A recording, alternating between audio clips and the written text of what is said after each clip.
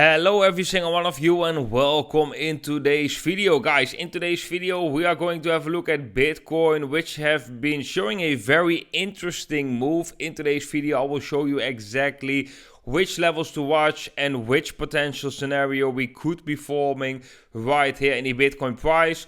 We are going to have a look at this specific chart, guys, because this chart looks like breaking out very soon, and I just want to have a small discussion about this. So let's jump straight into it. Before we are zooming in on the Bitcoin price, guys, make sure to scroll below this video, smash up that thumbs up button. That is very much appreciated. Now let's have a look what happened with Bitcoin. Well, what we can see, guys, is that we touched the support of that falling wedge, and we had a small dip below, similar as we had right here. That came along with bullish divergences on the momentum indicators, and so far we got quite a bounce in the Bitcoin price. A couple of days ago, I've also shared this over on WhaleAlerts, where I'm actually stating that the funding rates are going down, and this is a very good tip for every single one of you. I've said that the funding rates are going down while the open interest is going up. Well, what does that basically mean? The open interest going up, meaning the total amount of US dollars in contracts is increasing. So the amount of trades are increasing while the funding rates coming down. So that actually means that shorts are stacking up. And when a lot of shorts are stacking up, that's creating liquidity to push the price higher. So this is something I shared, but it doesn't change my initial story, my initial scenario that I'm watching on Bitcoin, because we are still within this structure, right? I've said very clear, we have to break this yellow line decisively in order to become bullish, because so far we still just have a lower high. And that is also what we are going to have a look at. This level, roughly at 26.7, 26.6, and right now this declining resistance, that is the level where Bitcoin is getting squeezed in.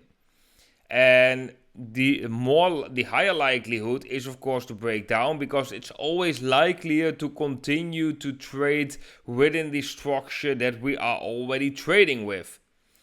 The smaller likelihood is to break out to the upside. But if we do break out to the upside, guys, that would be actually quite bullish for Bitcoin and for altcoins, I think so too. So yeah, that could mean that this was the cycle low, that it came earlier than the red box, and that we can continue this uptrend. But like I said, and like I also have mentioned in my previous videos, guys, I think this is less likely, definitely very less likely.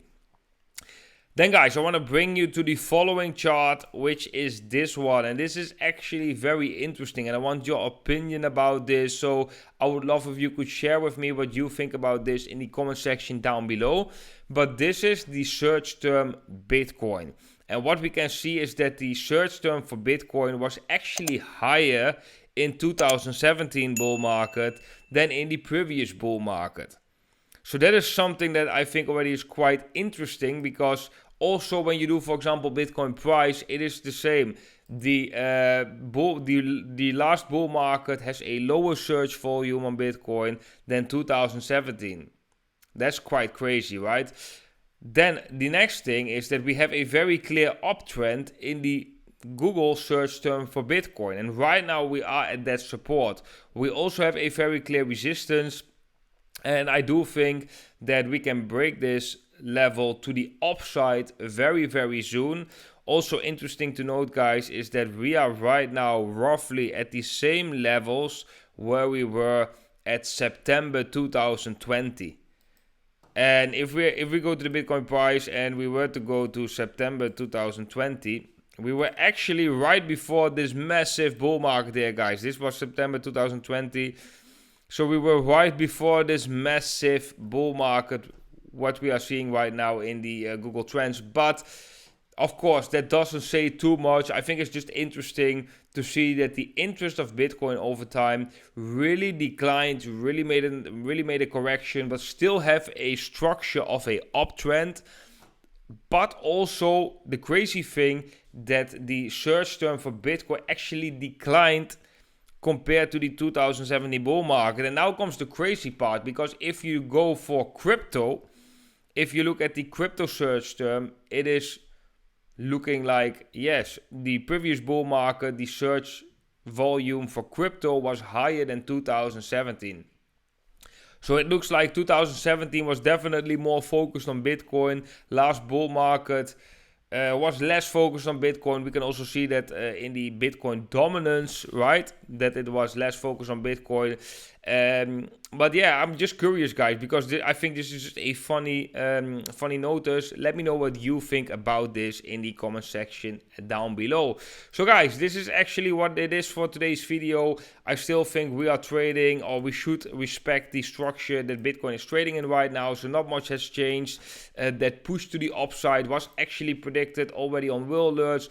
Those signs are actually quite clear.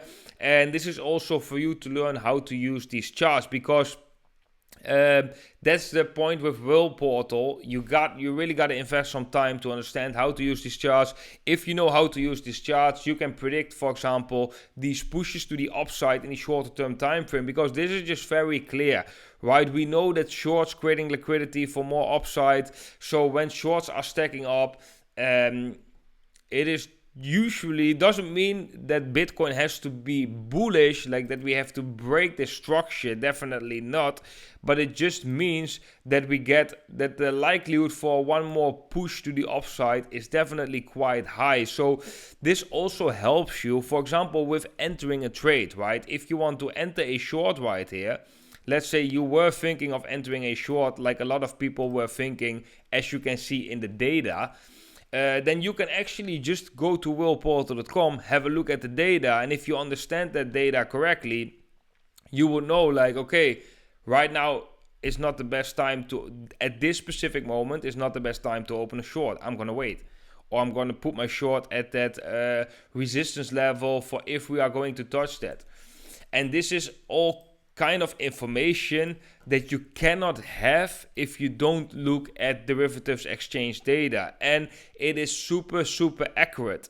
I think if you are an active trader, it is so important, especially in the short-term time frame, to include derivatives exchange data into your analysis, because if you would do that, if you would normally have a profitability ratio of 50%, maybe even lower, right? But you include derivatives exchange data, I think you can definitely up that profitability ratio very significantly, like very significantly, because this gives you a big, Whale Portal just gives you a big grip on the markets. You can look at this data, and sometimes it's indecisive, of course. There will not always be a very clear answer, okay, direction is up or down, but in shorter term time frame, you can often know what is going on and what is going to drive the price up and down.